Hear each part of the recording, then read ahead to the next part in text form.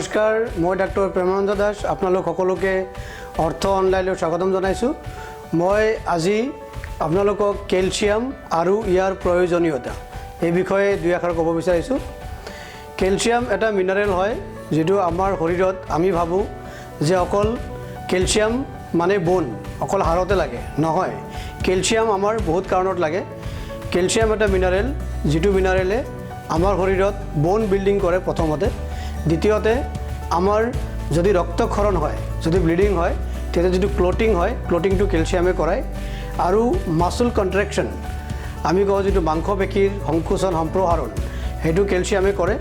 Heartbeat যেটো আমাৰ বুকুৰ ধপধপনি মাসল হাৰ্টৰ মাজতে মাসল কন্ট্ৰেকশন ৰিলেক্সেশ্যন হয় হেতু কেলছিয়ামে কৰায়। লগতে কেলছিয়ামৰ আৰু বহুত ব্যৱহাৰ আছে, গতিকে এই তিনিটা আমি মুখ্য কেলছিয়ামৰ কাম। আৰু এই কেলছিয়াম আপোনাৰ 99% কেলছিয়াম হাড়ত পোৱা যায় আৰু এই কেলছিয়াম আপোনাৰ যেহেতু শৰীৰে নিজে সৃষ্টি কৰিব নোৱাৰে হেতু কাৰণে আমি 100% কেলছিয়াম আমি বাহিৰৰ পৰা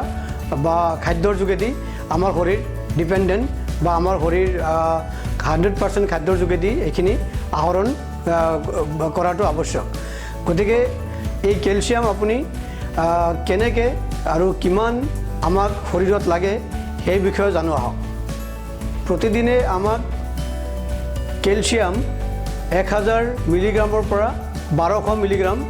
কেলছিয়াম লাগে। এইটো বয়স অনুযায়ী ভেৰি কৰে। এইটো আপোনাৰ যদি মহিলাসকলৰ ঊৰ্ধ্ব বয়সত মাহেকীয়া বন্ধ হোৱাৰ পিছত কেলছিয়ামৰ প্ৰয়োজন বেছি হ'ব পাৰে, মতা মানুহৰ 70 বছৰ বয়সৰ পিছত কেলছিয়ামৰ প্ৰয়োজন বেছি হ'ব পাৰে, কিন্তু আমি ইন এন এভাৰেজ 1000ৰ পৰা 1200 মিলিগ্ৰাম কেলছিয়াম আমি খাদ্যৰ পৰা আহৰণ কৰিব লাগে। এতিয়া আমি যেটো দৈনন্দিন যেটো দৈনিক আমি সেৱন কৰোঁ বা যিখিনি খাদ্য আমি খাওঁ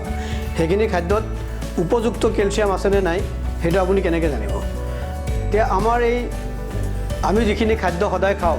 সেইখিনি খাদ্যত আমি যিমানখিনি আমাক শৰীৰত কেলছিয়াম লাগে সেই কেলছিয়ামখিনি পাইছেনে নাই সেইটো জানিব কেনেকৈ আপুনি? সেইটো জানিবলৈ হ'লে আমি এভাৰেজ এটা ৰাফলি আমি যেহেতু কোনো আমাৰ এইটো জোখা যন্ত্ৰ নাই, খাদ্যৰ আমাৰ তেনেকুৱা কোনো ছিষ্টেম নাই, গতিকে আমি এটা ৰাফলি এটা ল'ব লাগিব যে আমি যদি 1 গিলাচ গাখীৰ খাওঁ, 1 গিলাচ গাখীৰত যদি ভাল কোৱালিটি গাখীৰ হয় তেতিয়াহ'লে 200 পৰা 300 মিলিগ্ৰাম কেলছিয়াম থাকিব পাৰে। লগতে কেলছিয়াম অকল গাখীৰ আৰু গাখীৰ জাতীয় সামগ্ৰী, কেলছিয়াম আপোনাৰ গাখীৰ, চকলেট, দৈ,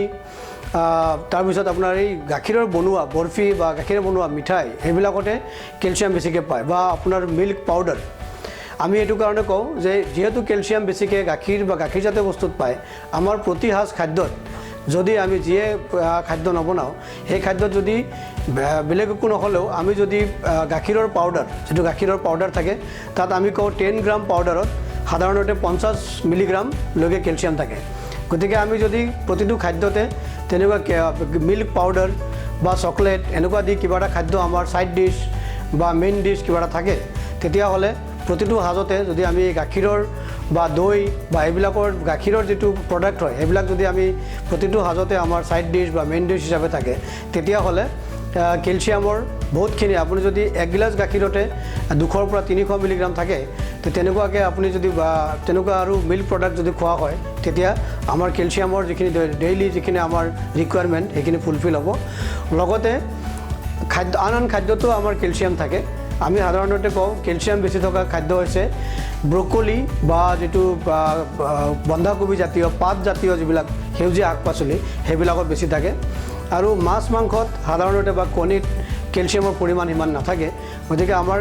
খাদ্যত সদায় প্ৰতিটো সাঁজতে সেউজীয়া শাক পাচলি ব্ৰকলি বা বন্ধাকবি যেটো আমাৰ ধৰক সাৰ প্ৰয়োগ নকৰা অৰ্গেনিক বুলি কওঁ সেইবিলাকত সাধাৰণতে কেলছিয়াম বেছিকৈ থাকে। আৰু যেটো আমি যে ধৰক কিছুমান খাদ্য আমি যদি পিজ্জা বা এইবিলাক যেনে ভাল পাওঁ এই পিজ্জাবিলাকত সাধাৰণতে তাত বহুত চীজ থাকে বা বহুত ধৰণৰ বাটাৰ ক্ৰীম এইবিলাক থাকে, মিল্ক প্ৰডাক্টছ থাকে, গতিকে এইবিলাক খাদ্যতো কেলছিয়ামৰ পৰিমাণ বেছি থাকে। গতিকে আমি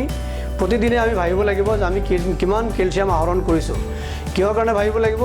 যে যেতিয়াই আমাৰ শৰীৰত চাওক আমাৰ শৰীৰত প্ৰতিটো ঘণ্টাত প্ৰতিটো মিনিটত